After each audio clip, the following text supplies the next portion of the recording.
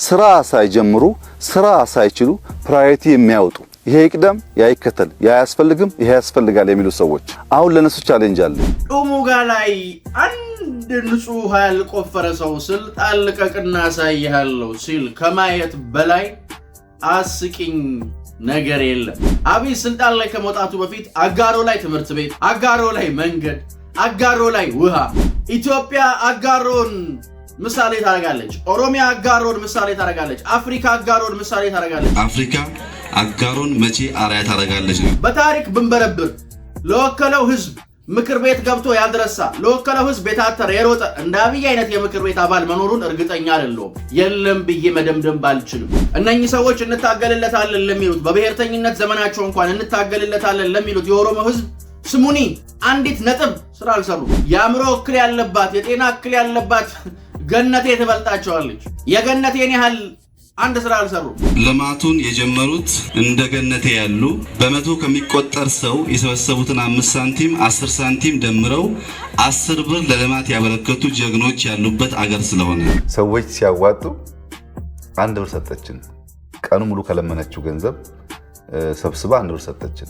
አሁንም ውለታ ይሰማኛል። የአብዛኞቹ ፖለቲከኞች ጉብዝና፣ ጫጫታ፣ ለቅሶ፣ እምባ የሚመጣው ከምን እንደሆነ ታውቃላችሁ? በተግባር ካለመፈተን። አንተ ይቅርታ ለቃሉ ሀገር አይደለም እውር አትመራም። የአብይ ኮንፊደንስ ከጀመርኩ ጨርሳታለሁ የምትል ቃልም የምትመጣው በተግባር ተፈትኖ ከመቻል ነው። ልዩነታችሁ እኮ ቪዚብል ነው። ብልጽግና ጀምሮ የማይጨርሱ ተናግሮ የማይፈጽሙ አንበቾን ጨምሮ አንድም ነገር የለም። የሀገር ልማት ይዘረዝርና ህወሓት እኮ ይሄን ሰርታ ነበር እና ለምን ታገልካት እና ለምን ህወሓት ውረድ ጭራሽ ስትራቴጂውንም ነድፌዋለሁ ትላለህ? ለምን ነደፍከው? ኢትዮጵያ ጦርነት ውስጥ ገብታለች፣ ቅርቃር ውስጥ ገብታለች። አብይ ለጦርነት ይሄን ያህል ብር አውጥቷል፣ በጅቷል፣ ምና ይለዋል። ኢትዮጵያን እዚህ ቅርቃር ውስጥ ካስገባት ስራዎች መካከል ትልቁን ድርሻ የምትወስዱ ሰዎች አላችሁ። ኑ ስትባሉ ወንበር ሊሰጣችሁ፣ ኑ ስትባሉ ስልጣን ሊሰጣችሁ፣ ኑ ስትባሉ ዙፋን ላይ ልትቀመጡ ነበር የመሰላችሁ። እናንተ የገነቴና የሰንበቴን ያህል እንኳን ሀገርና ሀገርነት ህዝብና የህዝብ ጥቅም አልገባችሁ። አብይ ተራ ነው ይሉሃል። እሺ ስትላቸው አብይን አግኝቼው እኮ ይሉና አብይን በማግኘት ውስጥ የነሱን ትልቅነት መገንባት ይፈልጋሉ። በአንድም በሌላ በዚህ የገንዘብ መጠን ቤት የማግኘት እድል ሲመቻች ነገሩ መሬት የሚረግጥበትን የሚሳለጥበትን መንገድ ማመቻቸት ሲገባ ጭቃ ይለቀልቃል። መፍትሄ ሲመጣ ጭቃ መለቅለቅ፣ ሐሳብ ሲነሳ ጭቃ መለቅለቅ፣ ውጤት ሲመጣ ጭቃ መለቅለቅ። የመሃል ከተማ መዳረሻና የዲፕሎማቶች መገኛ በሆነችው ሳር ቤት በማራኪ ኮሪደር ልማት ደምቆ በሚገኘው መንደራችን ላይ የመጨረሻውንና ሶስተኛውን ብሎክ እንሆ እያልን ከልዩ የከተማ እይታና ከጠዋት ፀሐይ ጋር አጣጥሞ የያዘውን ብሎክ ከባለ 1 መኝታ ከ75 ካሬ ጀምሮ እስከ ባለ 3 መኝታ 146 ካሬ የተለያዩ የካሬ አማራጮች አቅርበናል። ለ10 ቀን በሚቆየው ዲስካውንታችን 100% ለሚከፍሉ ደንበኞቻችን 40% ቅናሽ የምናደርግ መሆኑን በደስታ እያሳወቅን እንዲሁም በሌላ የክፍያ አማራጭ 10% ከፍለው ቀሪውን ያለምንም የዋጋ ጭማሪ በ36 ወራት የግንባታውን ሂደት እያዩ የሚከፍሉበትን መንገድ የተመቻቸለት። በተጨማሪም የንግድ ሱቆችን በመሃል ፒያሳ ከአድዋ ሙዚየም ፊት ለፊት G+5 ቅንጡ የገበያ ማዕከል ከ900 ሺህ ብር ቅድመ ክፍያ ጀምሮ የግሉ ያድርጉ። ጥራትና እምነት መገለጫችን የሆነው ቴምር ሪል ስቴት ከዚህ በፊት ገንብተን ያስረከብናቸው ደንበኞቻችን ምስክሮች ናቸው። ለበለጠ መረጃና ለሳይት ጉብኝት ከታች ባለው ስልክ ይደውሉ። ሰላም ጤና ይስጥልን ውድ የዮሐንስ ኮርነር ቤተሰቦች እንዴት አላችሁ? ዮሐንስ ኮርነር ዛሬም ሰዓትና ጊዜውን ጠብቆ ተመልሶ መጥቷል። ዛሬም በቆይታችን እንደተለመደው አበይት ሀገራዊ ጉዳዮችን፣ አበይት ዕለታዊ ፖለቲካዊ ጉዳዮችን በራሳችን መንገድ በራሳችን እይታ አንስተን የምንመለከት ይሆናል። ዛሬ በተለይ ተአምር ነው የምናየው። ተራውን ለቅሶ ተራውን ጩኸት ሊያረግብልን የሚችለውን አብያዊውን ከፍታ በአብያዊ መንገድ ከጫጫታ ወጥተን ለማየት እንሞክራለን። ብታዩት ብዙ የምታተርፉበት ጥንቅር ስለሆነ እስከ መጨረሻው ተከታተሉት። ዮሐንስ ኮርነርን ላይክ፣ ሼር፣ ሰብስክራይብ አድርጋችሁ መጀመራችሁን ግን እርግጠኛ ሁኑ።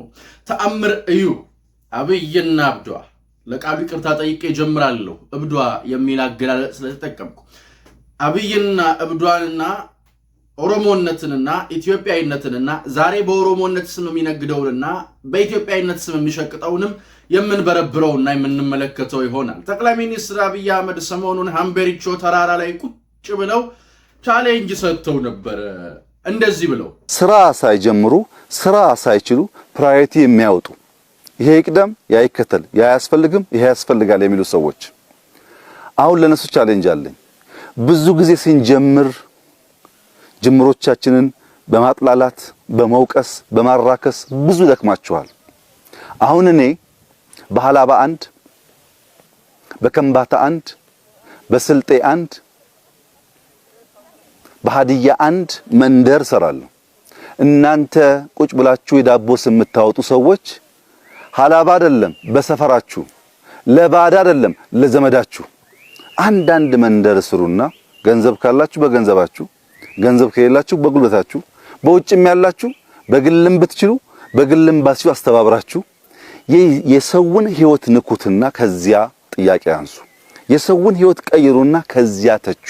የጠቅላዩ እንዲህ ማለት አንዳንድ ሰዎችን ሲያስለቅሳቸው ሲያስነባቸው አየናቸው። ስልጣን ልቀቅና እናሳያለን አሉ። እሺ ዶሞጋ ላይ አንድ ንጹህ ያልቆፈረ ሰው ስልጣን ልቀቅና እናሳያለሁ ሲል ከማየት በላይ አስቂኝ ነገር የለም። አንዳንዱ ጭንቅላቱ ቀድሞ ለቋል። ጠቅላይ ሚኒስትር አብይ አህመድ ይህንን ከመናገራቸው በፊት ከዓመታት በፊት ስልጣን ላይ ከመውጣታቸው በፊት ትንሹ አብይ እያሉ አጋሮ ላይ ብዙ የልማት ስራዎችን ሰርተዋል። ጠቅላዩ የምክር ቤት አባል እያሉ እንግዲህ የምክር ቤት አባላት የሚሰሩትን ስራ እናውቃለን። አንዳንድ የምክር ቤት አባል እኮ የወከለው ህዝብ ትዝ የሚለው በሚቀጥለው ምርጫ ነው።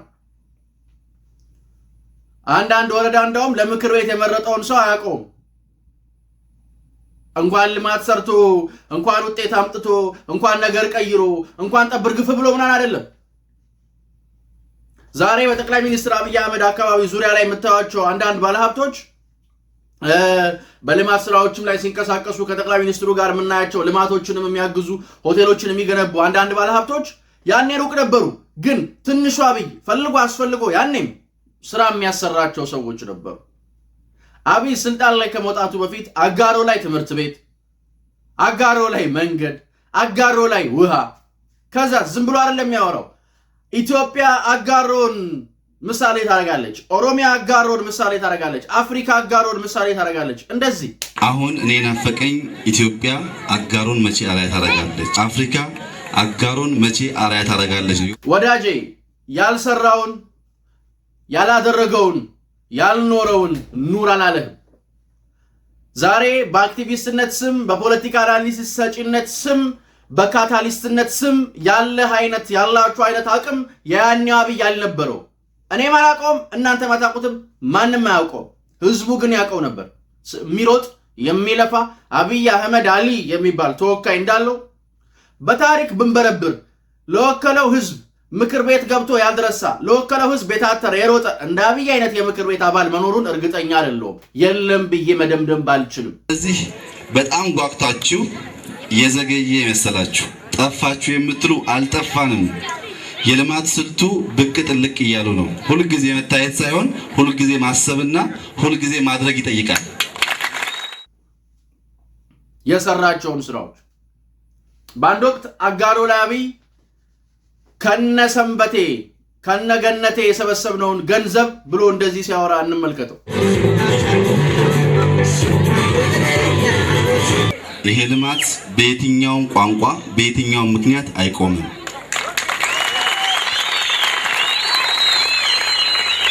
ምክንያቱም ልማቱን የጀመሩት እንደ ገነቴ ያሉ በመቶ ከሚቆጠር ሰው የሰበሰቡትን 5 ሳንቲም 10 ሳንቲም ደምረው 10 ብር ለልማት ያበረከቱ ጀግኖች ያሉበት አገር ስለሆነ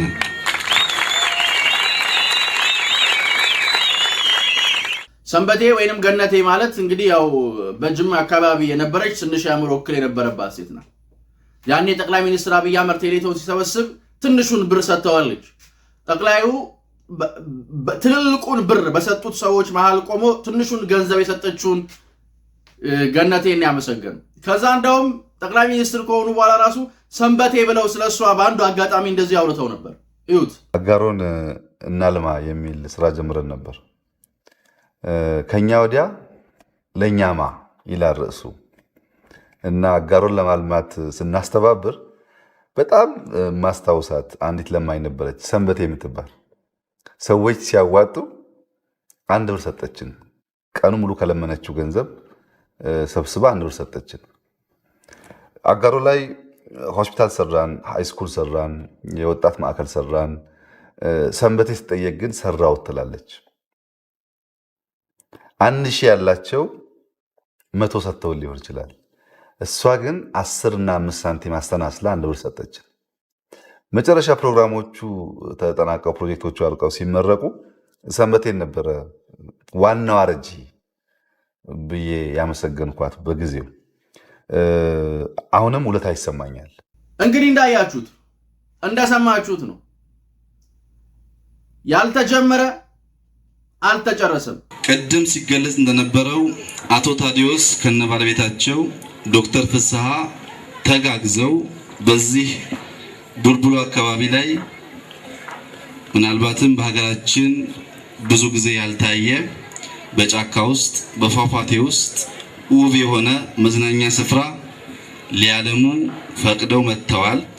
ይህ ስራ የሚሰራው እኛ ተባብረን አካባቢ ስንጠብቅ፣ ለልማት እንድናግዛቸው ሲጠይቁን ስንተባበር፣ በሚያቅታቸው በሚደክሙበት ሁሉ ከጎናቸው ስንሆን ነውና ለነሱም ምስጋናዬን እያቀረብኩ ህዝቡን ከጎናቸው እንዲሆን አደራ ለማለት ፈልጋለሁ። ትላንትና ጠቅላዩ ሀምበሪቾ ተራራን ሽቅብ እየወጣ ላንጨርስ አንጀምርም አይነት ንግግር ሲያደርግ ነበር። እንደዚህ ብልጽግና ጀምሮ የማይጨርሱ ተናግሮ የማይፈጽመው አንበቾን ጨምሮ አንድም ነገር የለም። ወይል እንግዲህ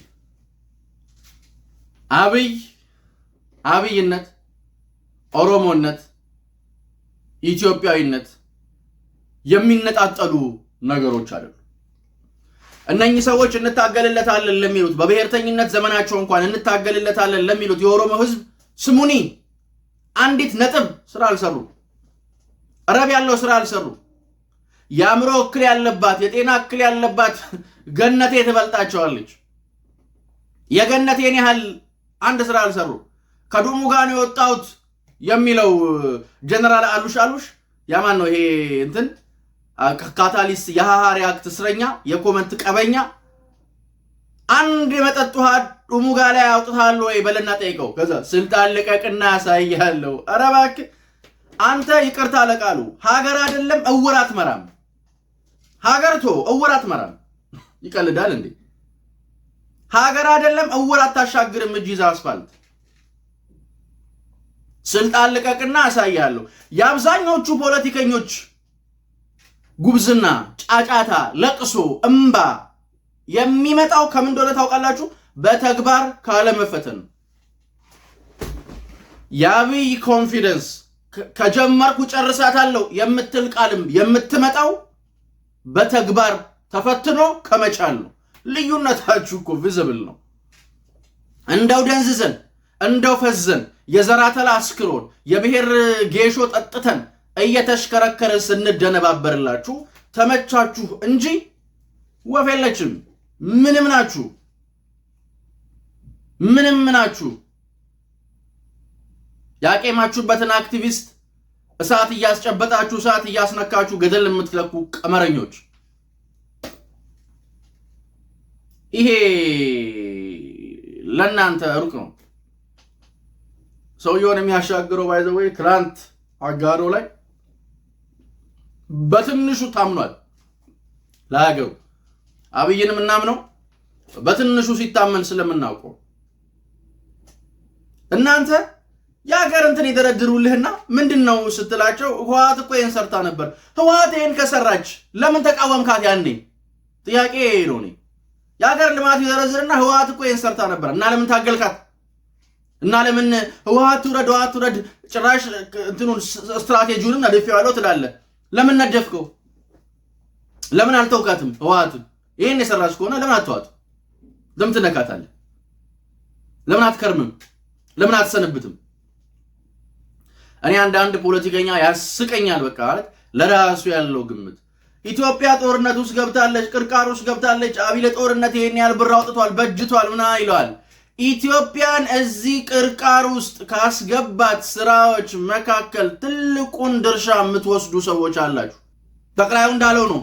ኑ ስትባሉ ገንዘብ ሊሰጣችሁ፣ ኑ ስትባሉ ወንበር ሊሰጣችሁ፣ ኑ ስትባሉ ስልጣን ሊሰጣችሁ፣ ኑ ስትባሉ ዙፋን ላይ ልትቀመጡ ነበር የመሰላችሁ። እናንተ የገነቴና የሰንበቴን ያህል እንኳን ሀገርና ሀገርነት ህዝብና የህዝብ ጥቅም አልገባችሁም።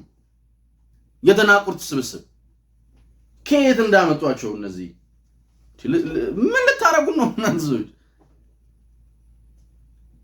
ትላንት አንበሪቾ ላይ ያለ አብይ አህመድ ከፍ ያለ ምርቃቱን ሲዝቃ አይታችሁታል? እስቲ እዩት። ሳንጆ ሀገሩ የመልካም መዓዛ ይሁንልኝ። አሜን። ወዳንቹ ከገባውት በክፉ የሚያይ ወደ ላይ ይመለስ። ኢትዮጵያ ሩጃ ቀመኑ ዛኮፋን ቀኑ ከኢትዮጵያ ጋር የሚዋጋ ከኢትዮጵያ ጋር የሚገዳደር ወደ ላይ ይመለስ። በአስተዳደር ውስጥ ታላቅ ሰው ነው። በኩሩ የምታስተዳድርበትን ጥበብና ማስተዋል እግዚአብሔር ይስጥ። ገዲያ ጋሽያ ባይሩ ወንጂ ለማስተዳደርም ለማዳርም የበኩር ሁን። ኩባድሁ አንጀን ከጡሜን ነው። ይሄ ሀገርም መልካም መዓዛ ሆነልኝ። በሰላም ወደ ቤት ግባ። ሁለተን ፎቶን ይሃ መገኑ ሳው ነው። ምድራችንን የምታስተዳድርበትን የምትተማመንበትንም ሐሳብ እግዚአብሔር ይስጥ። አሜን አሜን። ማሃደቅሩና አላህ ነው የሚያባድ ወዶች ከብር የለም። በፊት እንደዚህ አልነበረንም። አሁን ደግሞ ሀገራችን ብዙ እየተለወጠች እየሰማን ነው። እግዚአብሔር ማስተዋል ይስጥ። ኡዲያ ደጊሃ ዋልቴን ተመኑ ማሳምኝ ይሄን ለማየት ስለመጣ እግዚአብሔር ይባርክ። አሜን። ባዱስ ማሰው ከነ ባዲያ አንጂቴን ተመናይ ምድሪቱም ትባርክ። ለምድሪቱም መልካም መዓዛ ሁን። አሜን። ከኢየሱስ ማሰው ይሄን ኢየሱስ ይባርክ። አሜን። እንዳያችሁት ነው መንገዱ በምርቃትና በተአምራት የተሞላ። እናንተ ምንም ረብ ያለው ስራ አይሰሩም። መሬት የሚረጥ ስራ አይሰሩም። እስቲ ይኸውሽ ስራ ስሩ እናመቻችላችሁና ለአካባቢያችሁ አንድ ነገር ስራ ስሩ ሲባሉ አይሰሩም። እነሱ የሚያውቁት አንድ ነገር አብይን የመጀመሪያ ቀን እንዳገኘው ታስጠላኝ፣ አብይን የመጀመሪያ ቀን እንዳየሁት ደበረኝ፣ አብይ እኮ እንትን ሲለኝ እንትን አለኝ ምናምን የሚል ለቅሶ ነው። አብይ ተራ ነው ይሉሃል። እሺ ስትላቸው አብይን አግኝቼው እኮ ይሉና አብይን በማግኘት ውስጥ የእነሱን ትልቅነት መገንባት ይፈልጋሉ። ወይ ዘንድሮ አብይ ተራ ከሆነ አብይ ትንሽ ሰው ከሆነ ምን ያስቀባጥራል? አብይን አግኝቼው ከአብይ ጋር ተገናኝቼ ምናምን ምን አስወራ ታዲያ? አብይን ማግኘትን እንደ ትልቅ የፖለቲካ ድል ቆጥሮት ከአብይ ጋር መብላት መጠጣትን ከአብይ ጋር መንቀሳቀስን ምናምን እንደ ትልቅ ነገር አይቶት ሲያበቃ ከዛ አብይ እኮ ተራ ነው ይላል። ብሮ አይጋጭብሽም? ሁሉም አዲስ ፋሽን አለቻቸው ያመጣት። ገና የመጀመሪያ ቀን አብይን እንዳየሁት ደበረኝ ነው ይላል። እናንተ አራዳ እኛ ፋራ። እናንተ እርድና ስትማሩ ነበር ዳይሬክተር ነበር ነው ፋራ። ቁጭ በሉ ሊበላን እኮ ነው እንደዚህ ብሎ። ምን ሆናችሁ ነው እናንተ? ሰብሰብ አድርገን በመደብ 10 እንሸጣችኋለን ማለት እዚህ ያሉ ሰዎች የዋዛ እንዳይመስሏችሁ። በመደብ 10 ነው የሚሸጧችሁ። አብይዬ ምናምን ብሎ እግሩ ላይ ተነጥፎ ሲያበቃ እኔ አንዳንዴ ለእናንተ አፍራለሁ። እንሰማለን እኮ ይሰማል። ሄዳችሁ እንደዚህ ጫማ መላስ የቀራችሁ ሰዎች ከዛ እንዳየሁት ደበረኝ ደበረ ውሽኔን ይደብረኝ የኔ አባት ደበረ። ይሄ አዲስ ያመጣት ፋሽን እንዳየሁት አብይን ደበረኝ። እሺ የኔ ኤክስሬ አንተ ኤክስሬ ነው ሰው እንዲያየት የሚደብር ራጅ ነህ እንዴ? ውስጡን አየው እንዳየው እያዳሜሽ ያኮረፍሽው የትግራይ ህዝብ ላይ ያረገዝሽውን ጥላቻ ለማስቀጠል የምታስቢውን ኢሳያስ የሚደሰትበትን ጦርነት በፕሪቶሪያ ስምምነት ስላስቆመብሽ ነው ያኮረፍሽው። በቃ ሌላ ነገር የለም።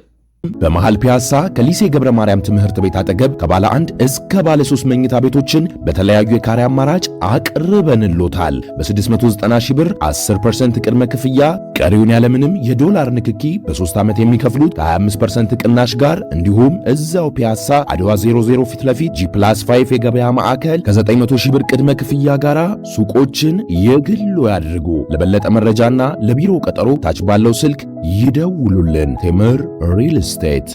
እኔ እኮ የፕሪቶሪያ ስምምነት ሁሉም ያኮረፉት ከህወሓት ጋር ለምን ተስማማ ነው። ግን ራሱ ህወሓት ራሱ ከኔ ጋር ለምን ተስማማ ብላ አኮርፋለች። አረ ኢትዮጵያ ፖለቲካ እኮ አይድንም። በቃ እያስለቀሱ መኖር ነው የፈልጉት። እያላቀሱቹ መኖር ነው የምትፈልጉት ሲባሉ እንባውን መንግስት ነው የወለደው የሚል ለቅሶ ይዘው መምጣት ያምራቸዋል። በእርግጥ እናንተ በማስለቀሱ ብቻ አይደለም እንባ በማዋለድ ሂደት ውስጥም የነበራችሁ ሚና ቀሊል አይደለም የሚላቸው ሰው ግን ያስፈልጋል፣ ያሻቸዋል። አሁን አብዷል፣ ነቅለዋል። ለዛ ነው አሁን የጠቅላይ ሚኒስትሩን ይሄን ንግግር እንደፈለጉ አድርገው ሊበልቱት፣ እንደፈለጉ አድርገው ሊያጫጩሁት፣ እንደፈለጉ አድርገው ሊያላቅሱት እየሞከሩ የሚገኙ ታሳውሱ ከነበረ ሰሞኑን የሐኪሞች አመጽ፣ የመምህራን አመጽ፣ የመንግስት ሰራተኞች አመጽ ሊቀሰቅሱ እየሞከሩ ነበር።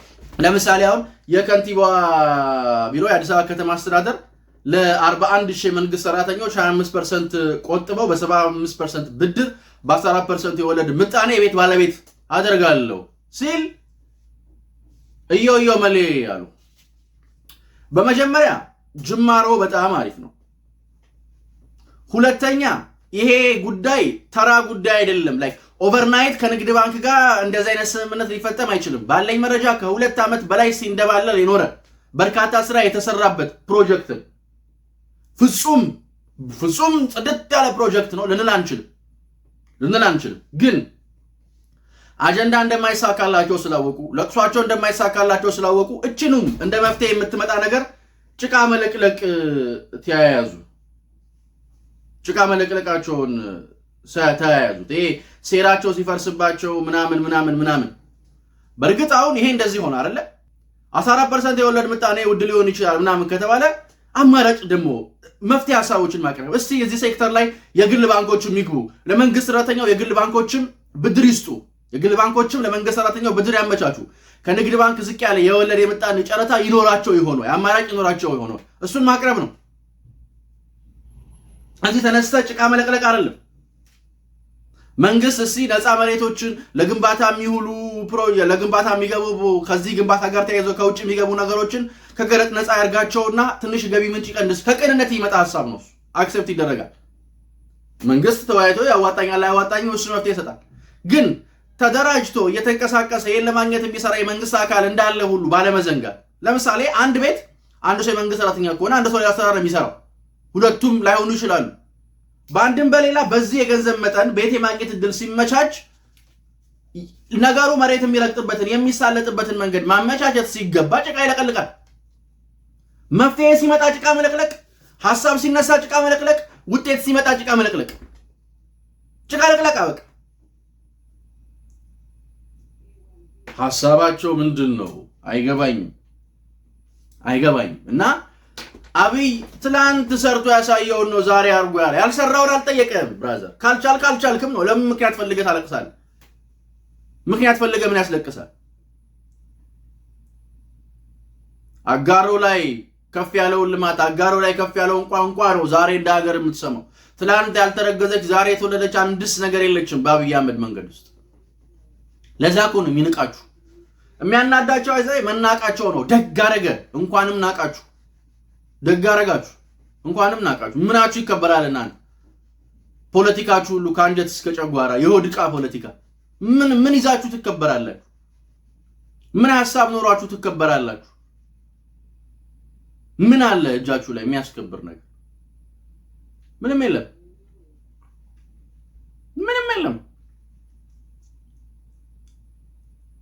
ድሙጋ ላይ አንድ ውሃ ወጥታል። አርሲ ላይ አንድ ልማት ሰርታል። ምን አርጋል? ለኦሮሞ ህዝብ ጥያቄ መመለስ ምን ሰርታል? ምን አልሰራም። አንዳንድ ሰው ያስቃል። ቃላት ማሳመር ምን ይጠቅማል? ስራ መጀመሪያ አፈር ንካ፣ እጅ መሬት ይንካ። ለማጣጣል እኮ በጣም ተራው ነገር፣ ዕውቀት የማይጠይቀው ነገር ማጣጣል ነው፣ መሳደብ ነው፣ አዋጭም ነው። ባይዘው አሁን በሰዓት ቁጭ ብዬ እዚህ ጋር 20 ምናምን ደቂቃ ቁጭ ብዬ አብይን ብሰድበው ኦቨርናይት ሚሊዮነር ሆናለሁ። ምንም ችግር የለው፣ ገንዘብ አለ።